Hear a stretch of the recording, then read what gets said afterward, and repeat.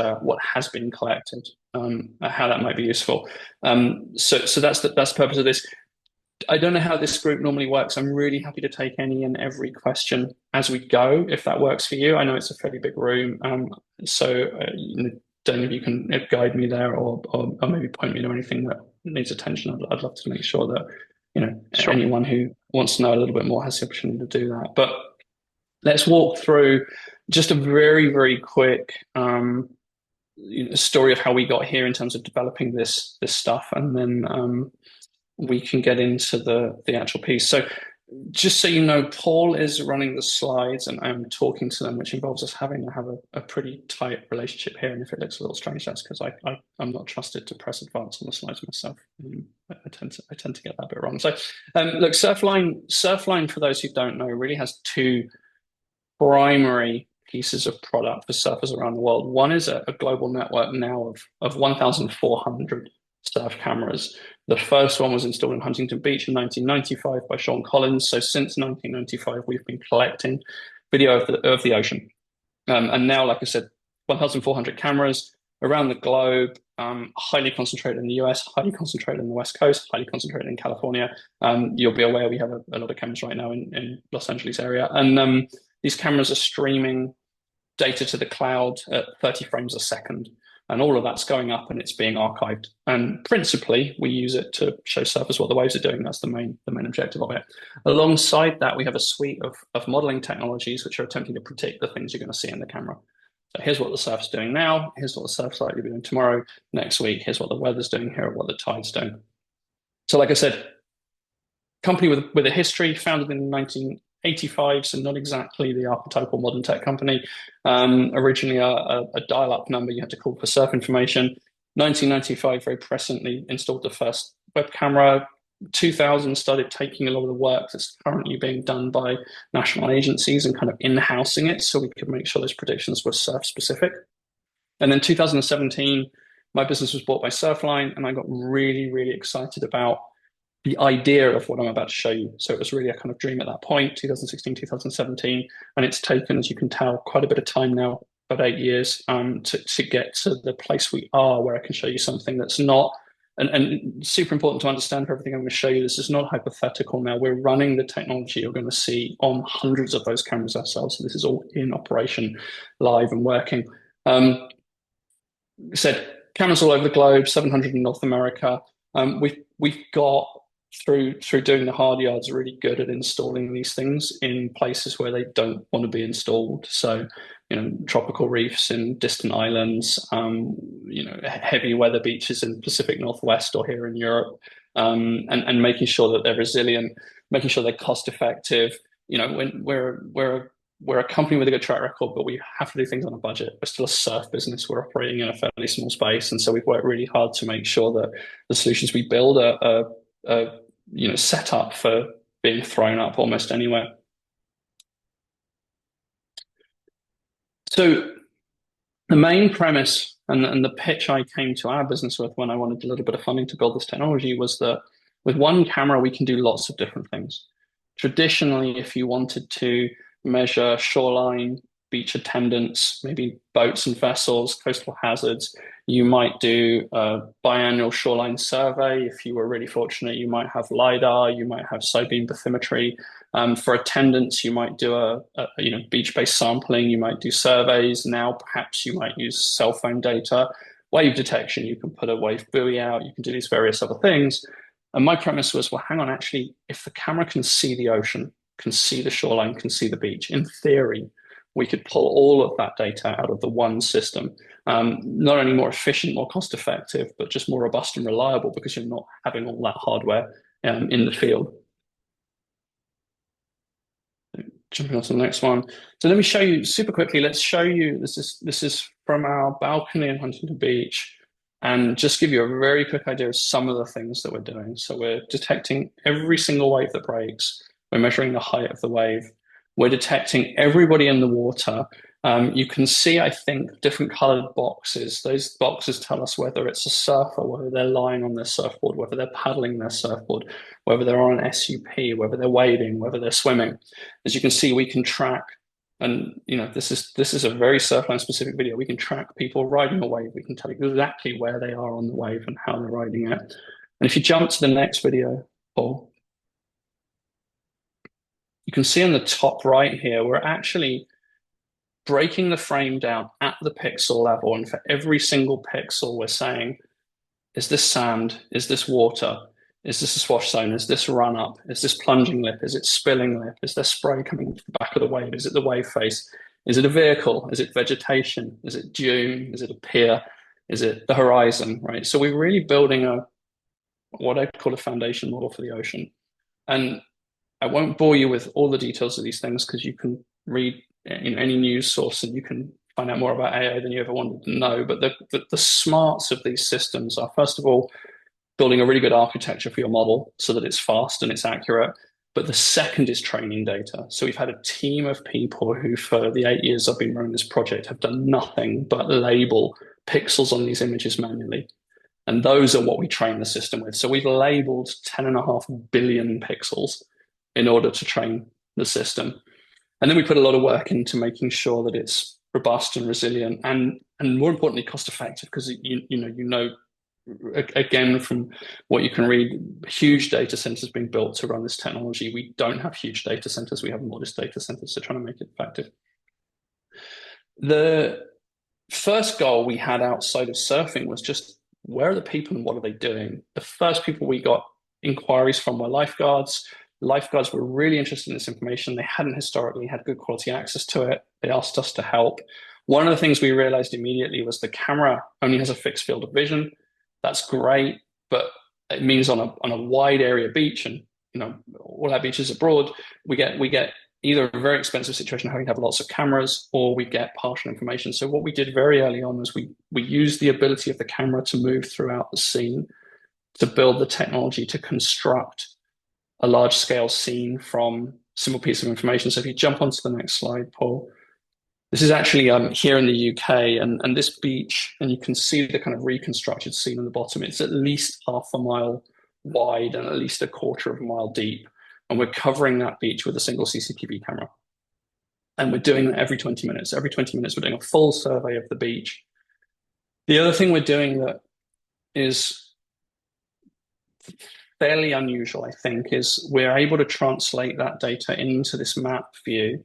And we're able to do that automatically. So the camera figures out where things are. And it does that based on the size of people. It does that based on where the horizon is. It does that based on where the sun rises and various other bits and pieces. So you don't need to go and do some big, complicated, expensive site survey in order to be able to install one of these pieces of technology. Super important for Surfline. I said, hey, we can build this thing. They said, okay, you can build it, but there's 2 conditions. One is, we're not going to go and replace 1,400 cameras with 1,400 different cameras. And we're not going to send people out to every location to resurvey, to rerun these things. So out of the box, we can get really good quality information on not just how many people there are, but what are they doing and where are they doing it? Are they wading in the water? Are they swimming? Are they surfing? And we know from the people we've been working with so far, this information is useful in a number of ways.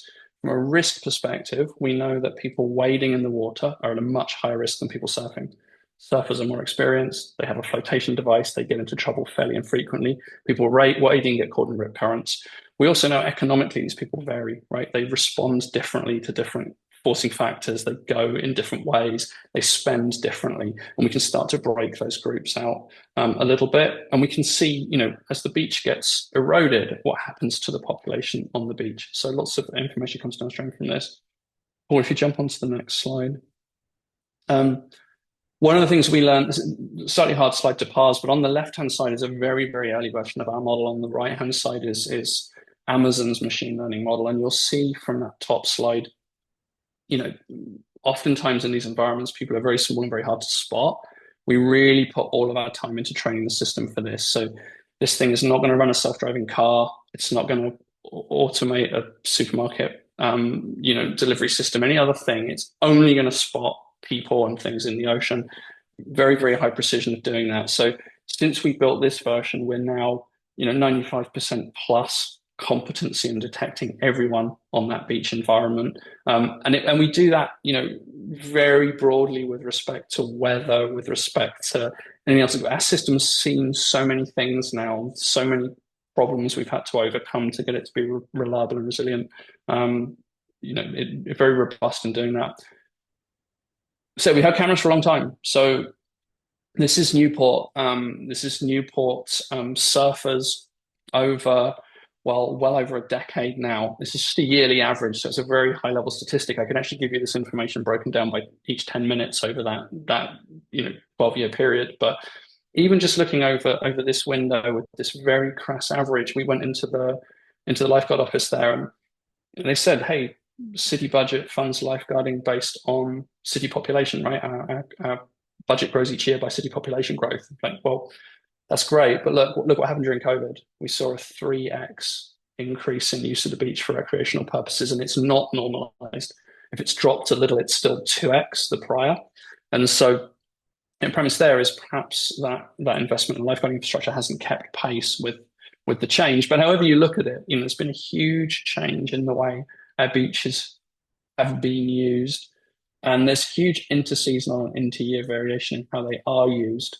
And without some numbers, without some data, it's very hard to unpack that. It's very hard to build policy around it, very hard to do anything else about it. We're also predicting risk. We're doing the same thing. We're not just monitoring, we're predicting. So one of the things we have access to is Newport Beach gave us all of their RIP current rescue data. And we were able to use the environmental monitoring we've done to predict out 2 weeks in advance how dangerous a given day would be, or rather how likely there would be RIP current rescues on a given day. So using this now, early stages for a couple of purposes. One is obviously for lifeguards themselves to think about provisioning.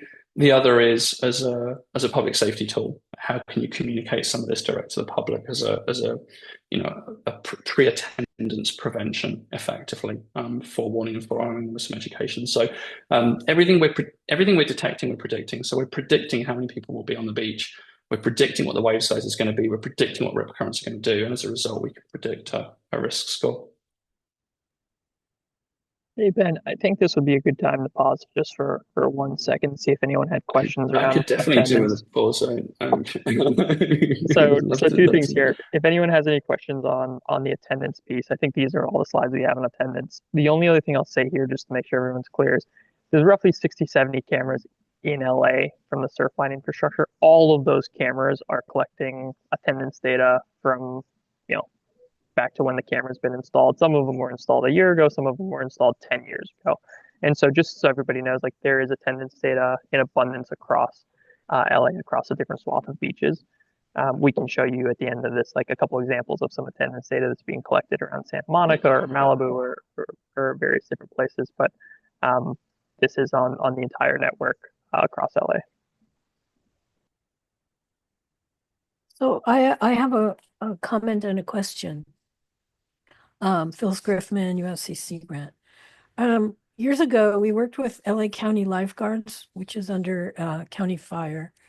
And there were some cameras that they put up that helped lifeguards figure out when they needed lifeguard services at pocket beaches.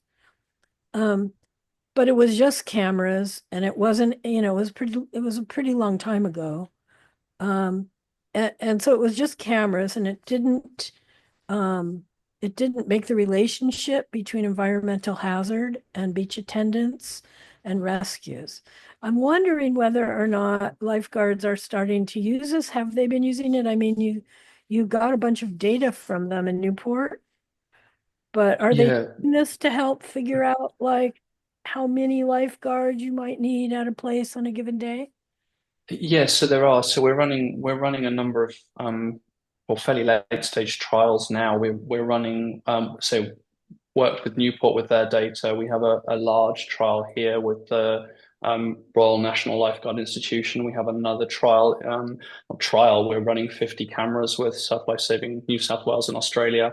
We're going to be installing the system with Surf Life Saving New Zealand, and they're really using it they're interested in using it in 3 ways. The one they've been doing the most at the moment is their long-term planning. So, how do we look at attendance year on year? How do we make sure we're allocating effectively pre-season to the right locations? That piece is definitely happening now with the data we're providing them. The second piece where we're working with them now is integrating this data with their live operations. So they have it dashboarded on a daily basis and they can run staffing rotas on a daily basis from it.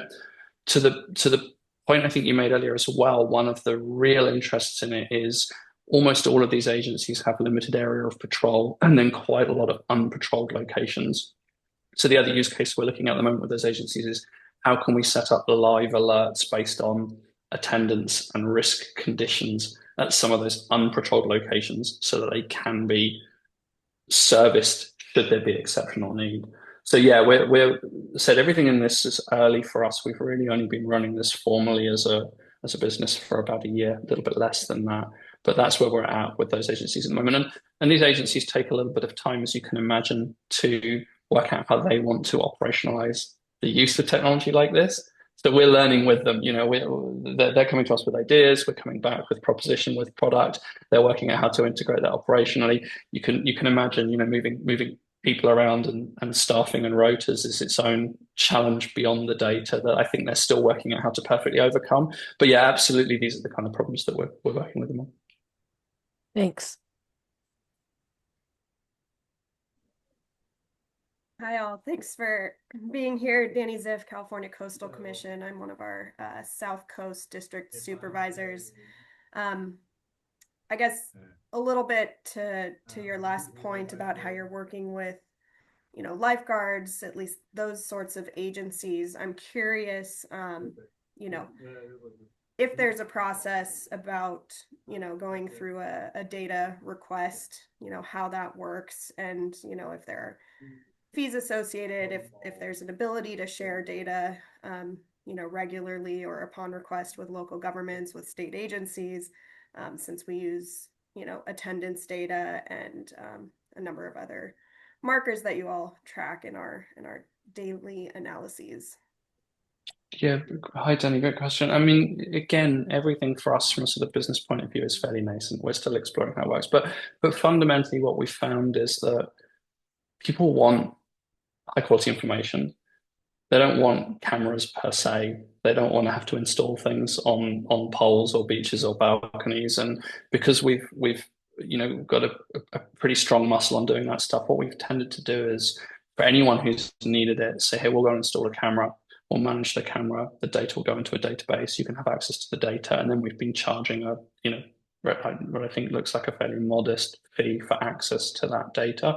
And certainly we've got locations where, lifeguards might be one stakeholder for that data, but then city might be using it for attendance for a different range of purposes. So, we've got a project with Oceanside at the moment that we've tendered for successfully. There's another project we're talking with San Clemente about, where it's exactly that. Hey, with one camera, this camera is extremely useful for life-saving. But also there are a number of reasons why city administration wants to know how many people are using the beach recreationally. And that's very much the tenor of the Oceanside project is, it's a resilience stroke amenity project you're probably aware of to look at nourishment there and a living reef and various other things. How are they impacting? First of all, how are they physically manifesting? What are they doing to sand? Are they making beaches wider and richer and better protected? And then how are people responding to that?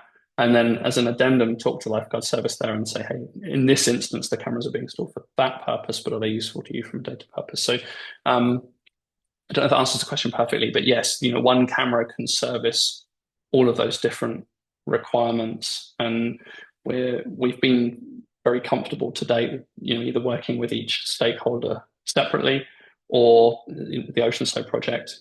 It was all brought together under one piece, and we're supplying the data to the project effectively for all of those purposes. Ben, there were a couple questions in the chat, I think 3 or 4. I'm going to try and summarize them because some of them are similar. So the first one was around, can the system detect wildlife? So I think rather than answer that one directly, maybe you can just speak to the object detection and what the capabilities are. Yeah, I can speak to it directly. It's definitely been something that people have talked about to us. We've talked about beachings. We talked about right whales in Florida, where it's economically very important to know these things are passing the coast. Various other things. Can it? Absolutely. Does it at the moment? No. But the thing that we've been very careful to do, like I said, is build our own model, build our own training data sets. And so we've had specific instances where, for example, here in Europe, lifeguards use red and yellow flags to demark a safe zone. The system now detects those red and yellow flags so they can know which area of the beach they patrolled or would patrol and how many people were attending in that zone. So there's absolutely no reason why we can't detect wildlife. There was another project raised in Florida around detecting sargasso weed when it comes onto the beaches because it involves a lot of economic impact in terms of cleanup. So the whole intention here is to build one camera system or one model that can detect anything. So if it's useful, if it makes a difference, if it can make the world a better place, we can train the system to do that thing. Then can you spend 1 minute just talking about how once the system's trained, you can go retroactively and pull historical data? Absolutely. So this is another key point. We store all of the video data. We store the actual video footage.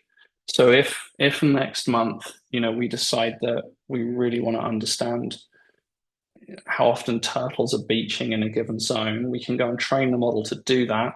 We can then run that back on the archival footage and we can create a data record going back at least 12 months with that new parameter in it. So, as we develop new capabilities, we develop historic insight around those capabilities, which is one of the more exciting pieces of this. I mean, the Newport graph I showed earlier around people, in 2014, this was a pipe dream. No one even thought it was possible to do it, let alone, do it relatively easily compared to some things. And so, yeah, the key thing is we're archiving all of that video. As soon as one of these cameras is installed, you have a permanent record of what's happening at that location. You can turn that into data in a myriad of different ways downstream by improving the capabilities of the model. Cool. There were a couple more. Aubrey, you had asked a question around whether these videos may be used to help monitor activity in marine protected areas. I don't know if Ben had answered your question inadvertently through the last couple questions he answered, but do you wanna follow up on the note you sent, or do you think Ben answered the question?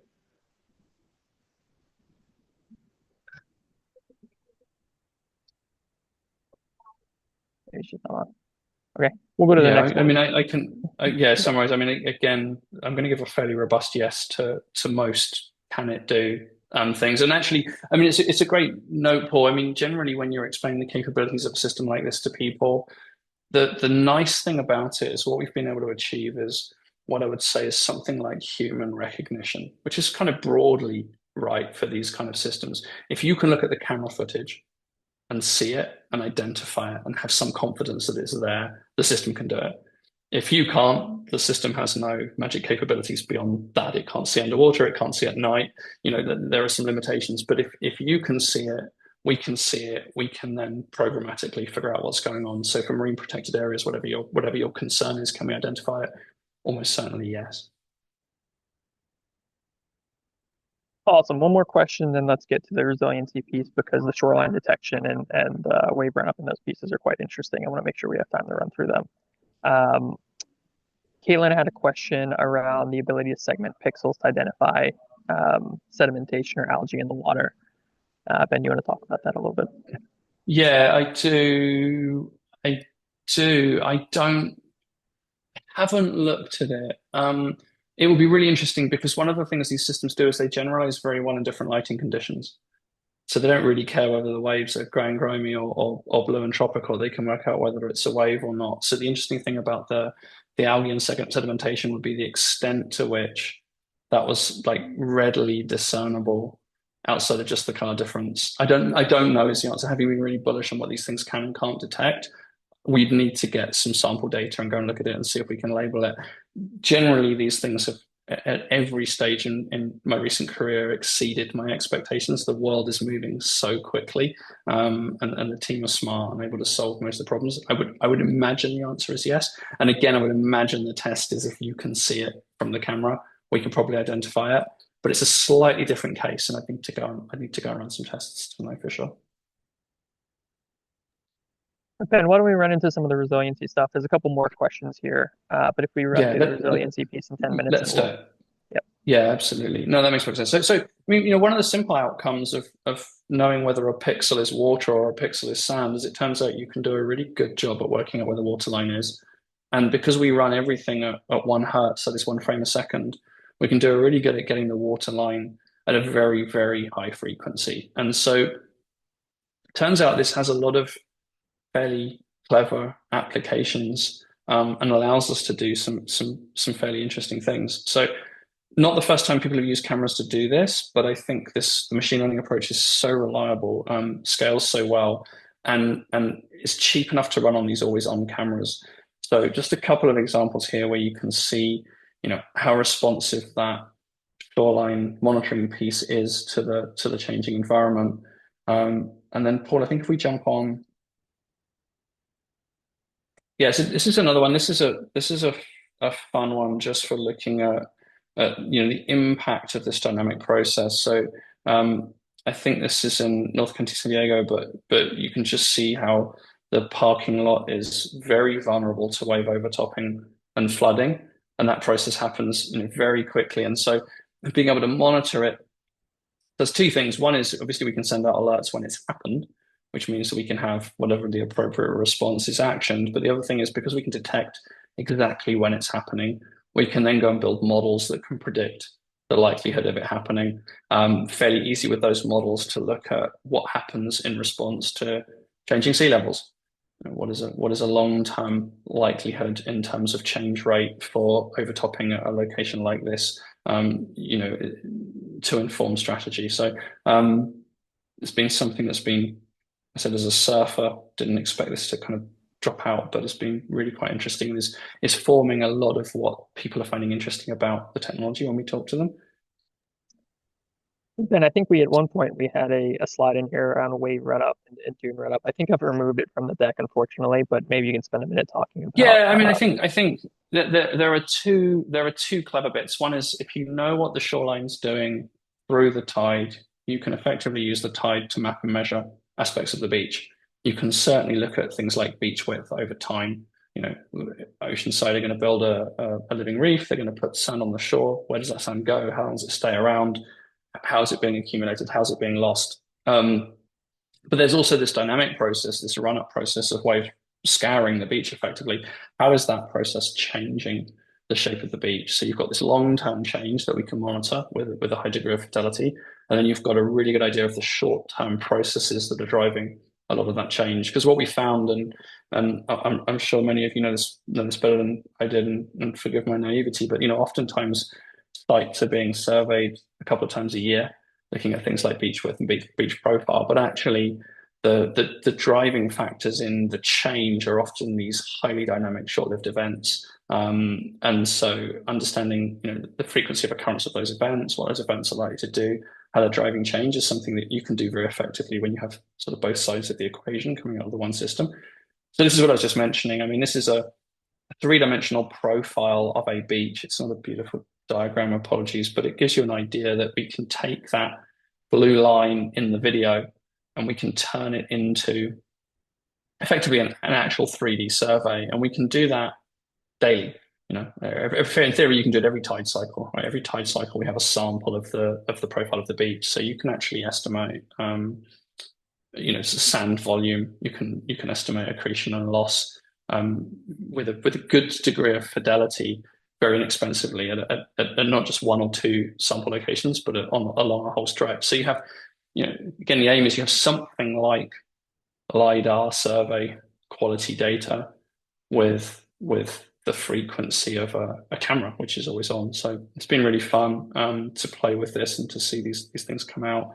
And then, I mean, this was a tropical storm that hit the Gold Coast in Australia, and you can just see These are normalized for water lines. You can just see the difference in sand loss. You lost pretty much all of the beach, and this happened in a day. So to that point earlier, substantial sand movement. The loss. So this is us now then sort of mapping out that sand loss from pre and post using the technology. What you see on the left goes beyond just measuring the shoreline. Here, what we're doing is, because we can measure each and every wave, we can infer water depth. So we can build a bathymetric profile of the beach. So, what you'll typically see in an event like this is sand will be scoured off the beach. Oftentimes it's deposited offshore, and then, as wave climate normalizes, it will start to move back, and there'll be accretion on the foreshore again. Again, not my area of technical expertise. I don't understand the process from a physical perspective any better than the next lay person. But from a technical and monitoring perspective, I know we can see it. I know we can measure it. And I know we can do that with a really high degree of fidelity. This camera is really fun because the output you're seeing is from a camera that we absolutely installed so that people could see the waves and go surfing. This camera was not installed for any of these purposes. So the nice thing about the system is it really does generalize. It doesn't need, it doesn't need a very high elevation. It doesn't need a very low elevation. Generally speaking, if it can see reasonably what's happening, we can back out this kind of information.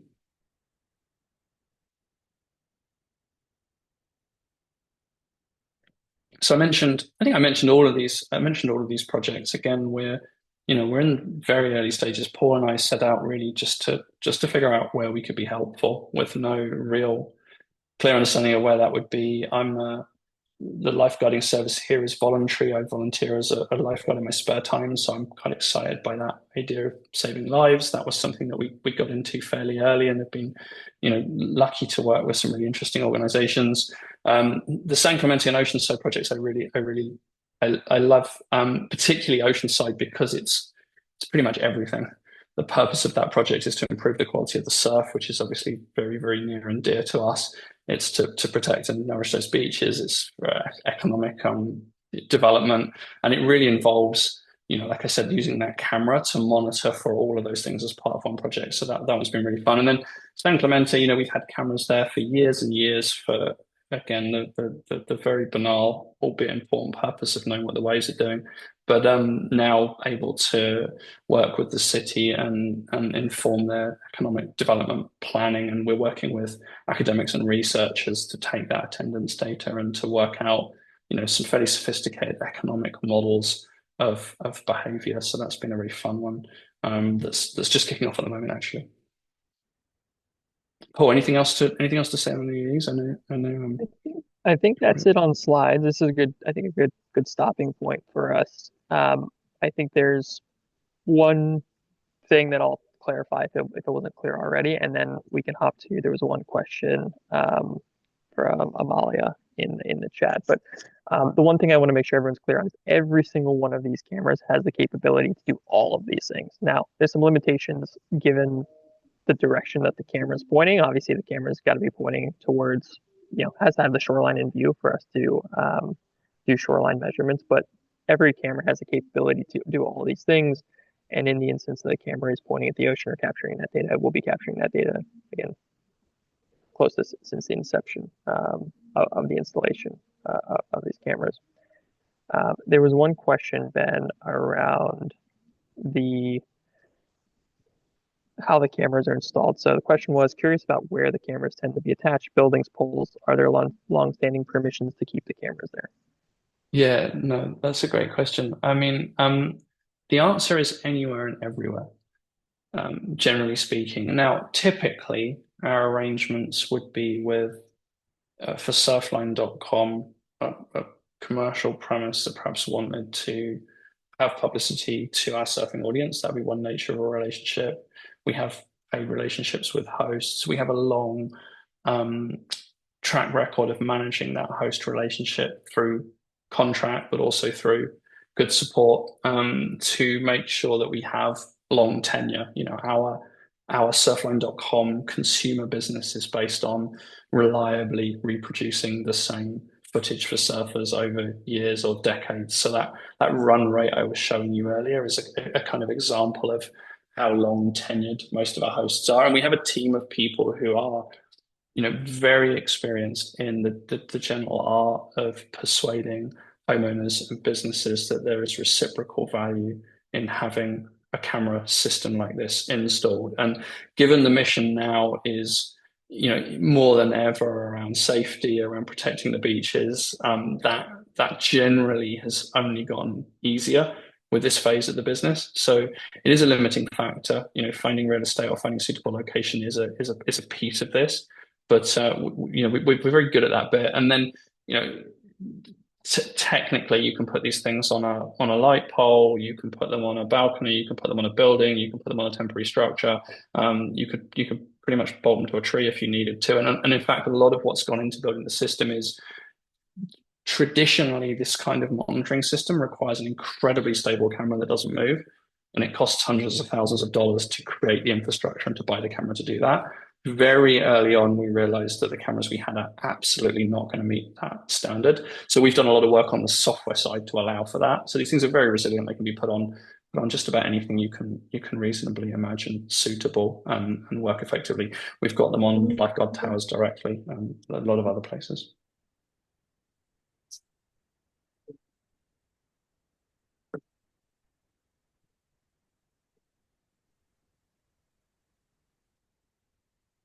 Any other questions anyone has? If no one else has one, I had a question going back to the use monitoring,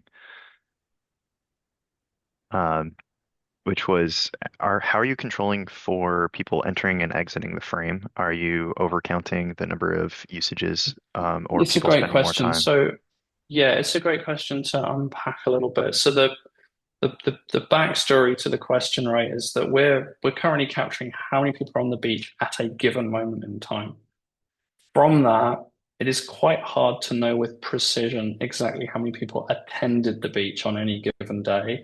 We do that through some kind of peer-reviewed models that attempt to estimate a visitor number based on the number of instantaneous people in those. And that's the basis of the kind of work that we're doing in San Clemente. You'll take an instantaneous count, you'll estimate how much time people are spending on the beach, you'll work out a total visitation number, and then you'll look at the economic impact of that. So yeah, it is definitely the case that to get that visitor number out, if you wanted to say how many people attended LA County beaches last month, you would need to do a bit of math to take those instantaneous counts and come up with an estimate. But there is some tried and tested processes for doing that and getting in a range that's reasonable to make those kind of predictions. Also, from a point of view of risk management, these other pieces, we know that actually those instantaneous counts are what matter. It's loading on the beach at any given moment in time. We also know that the instantaneous count tracks very comfortably with things like surf quality and weather. So instantaneous counts and total visitation are highly correlated, and the things you can deduce from one, you can reasonably deduce from the other. But it's a great technical question. So.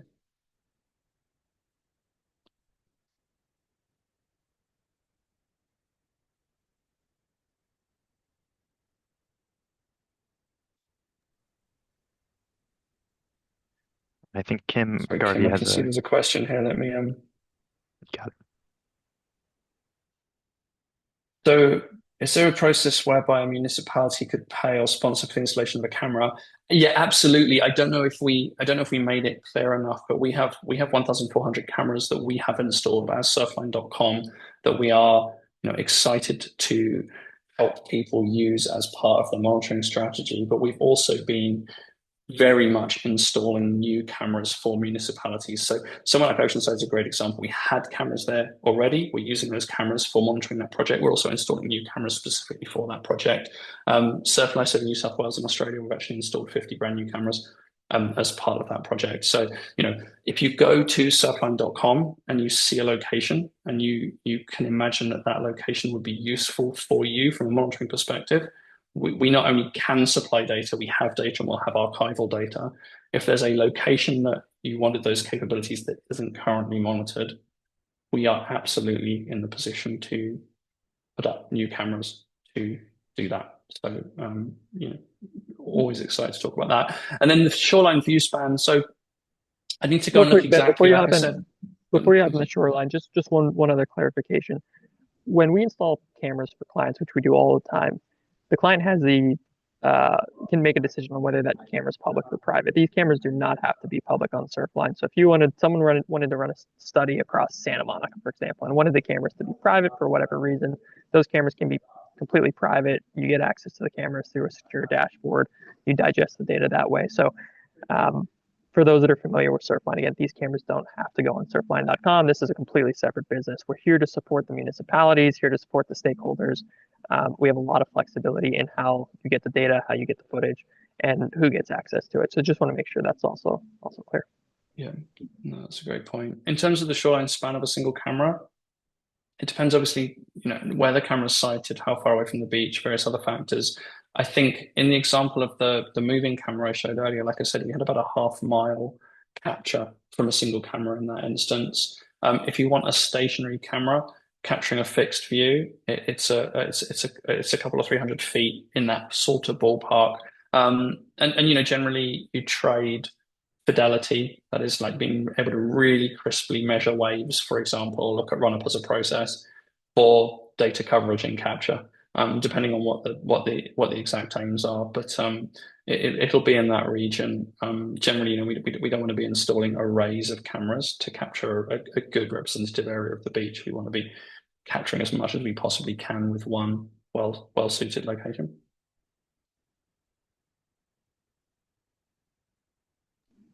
One thing we can do really quick, Ben, just to give everyone an example, like a real life example here. I'm going to pull up Will Rogers in LA. I think everyone should be familiar. But this is actually in our dashboard with live data. Let me see if I can get you all up on my screen. Ben, can you see the screen? I've got it. Yeah, I can see it.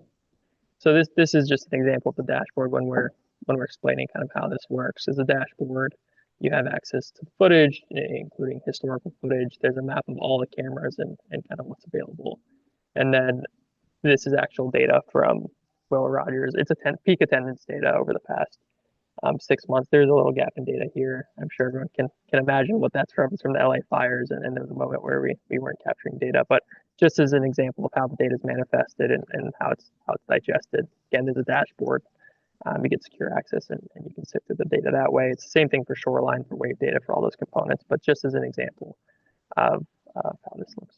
Yeah, interesting to jump into that attendance report, Paul, and show again. This is a sort of blow by blow, day by day, but also the question earlier about lifeguarding was, the time of day differences are really interesting. You see a lot more surf usage of beaches generally early in the morning, and then sort of mid-morning, late morning, start to see people wading in the water and swimming. Like I said, there's people who've got different risk profiles. So, breaking out by time of day by day of week, not just how many people are on the beach, but what their sort of usage categories are, has been really interesting. And then the same, if you scroll down, you can see, looking at in this case, as the wave gets bigger, what happens to usage. Now, this beach, it's going down, which suggests that you have mostly a sort of casual beach going crowd, maybe not as excited about being in the water when the waves are bigger.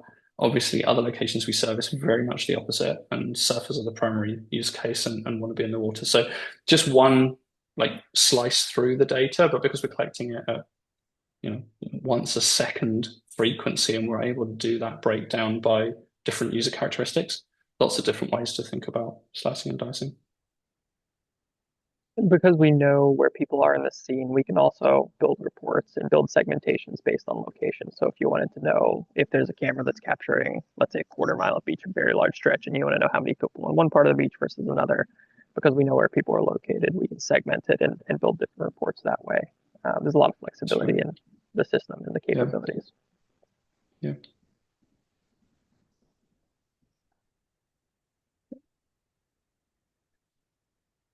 Got 10 minutes left. Any other questions, thoughts?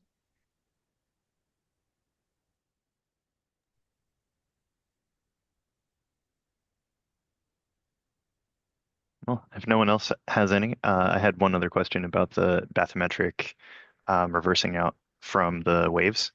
Are you guys ground truthing that methodology at all? And is that something you're publishing anywhere?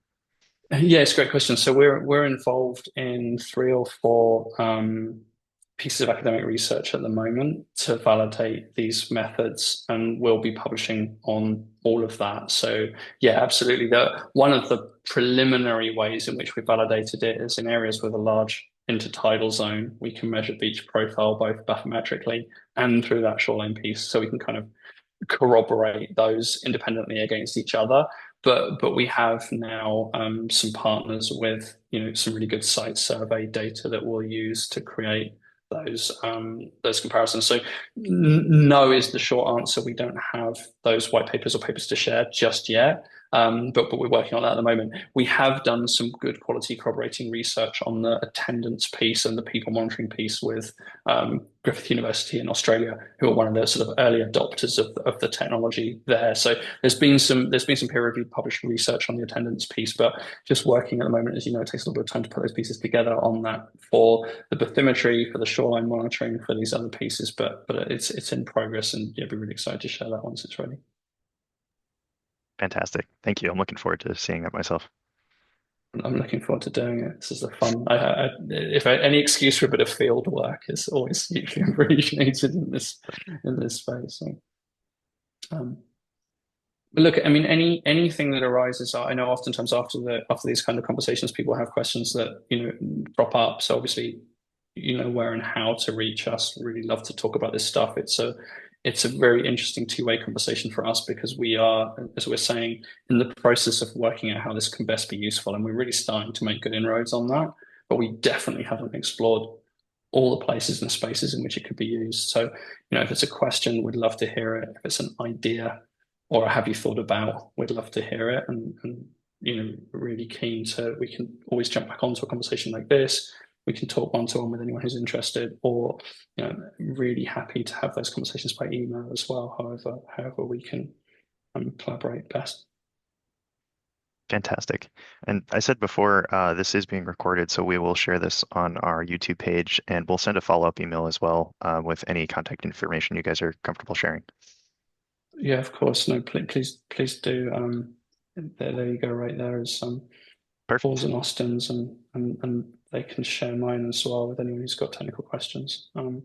But yeah, I really appreciate the opportunity to speak to you all. It's always fun to do. I'm ashamed we can't be in the room together. I know it's a big room, and I love to see faces, but I appreciate the questions and I appreciate the opportunity to talk about what we've been up to. And by the way, I'm based in LA. I live in Hermosa Beach. So if anyone wants to grab a coffee, meet in person, just have a chat, I'm happy to pop by. Obviously, selfishly, I go to the beach here every week, so I'm trying to do whatever we can to leverage this data to make our local beaches safer and more resilient is my personal priority. So again, anything I can do, please shoot me a call. I'm happy to help wherever I can. Awesome. Thank you both so much for coming and sharing this. And Paul, thank you for helping facilitate the conversation, since you know the topic a little bit better than I do. If anyone has any further questions, let me know now. Otherwise, we'll end a little bit early and get some time back for the day.